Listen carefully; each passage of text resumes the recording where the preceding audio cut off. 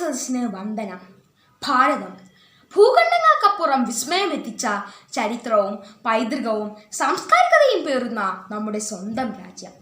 ത്യാഗത്തിൻ്റെയും സഹനത്തിൻ്റെയും കരങ്ങളിലൂടെയും അഹിംസയുടെ ശാസനകളിലൂടെയും സത്യത്തിൻ്റെ മാർഗങ്ങളിലൂടെയും ലോകോത്തരമായ ഔന്നത്യം നേടിയെടുത്ത നമ്മുടെ രാജ്യം ഏറ്റവും മികച്ച ജനാധിപത്യ രാജ്യമാണ്.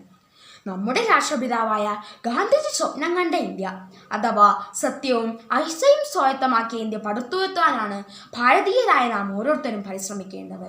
സത്യത്തിനും ധർമ്മത്തിനും വേണ്ടി നമുക്ക് പോരാടണം. ഇന്ന് ഓഗസ്റ്റ് 15.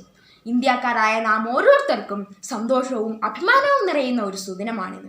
കാരണം 1947 ഓഗസ്റ്റ് 15 ബ്രിട്ടീഷുകാരിൽ നിന്നും നാം സ്വാതന്ത്ര്യം നേടിയെടുത്തത്. ഭാരതത്തിന്റെ സ്വാതന്ത്ര്യത്തിനു വേണ്ടി അഹോരാത്രം പ്രയത്നിച്ച ധീര ദേശാഭിമാനികളെ നമുക്ക് ഈ അവസരത്തിൽ അനുസ്മരിക്കാം. ഈ വർഷം നാം 75ാം സ്വാതന്ത്ര്യ വാർഷികമാണ് ആഘോഷിക്കുന്നത്. ഭാരതം എന്ന പേർ കേട്ടാൽ അഭിമാന പൂരിതമാകണം അന്തരംഗം, കേരളമെന്നു കേട്ടാലോ തിളയ്ക്കണം ചോര നമുക്ക് ഞരമ്പുകളിൽ എന്ന വള്ളത്തോളിന്റെ വരികൾ ഏതൊരു ഭാരതീയനും ഊർജം നൽകുന്നു. ഭാരതം എന്ന മഹത്തായ ഈ രാജ്യത്തെ ഒരു പൂന്തോട്ടത്തോട് ഉപമിക്കാനാണ് ഞാൻ ഇഷ്ടപ്പെടുന്നത്.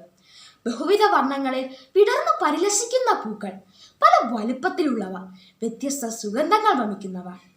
ഈ പൂന്തോട്ടത്തെ മനോഹരമാക്കുന്നത് ഈ വൈവിധ്യമാണ്. അതെ, ഭാരതം ഒരു പൂന്തോട്ടമാണ്.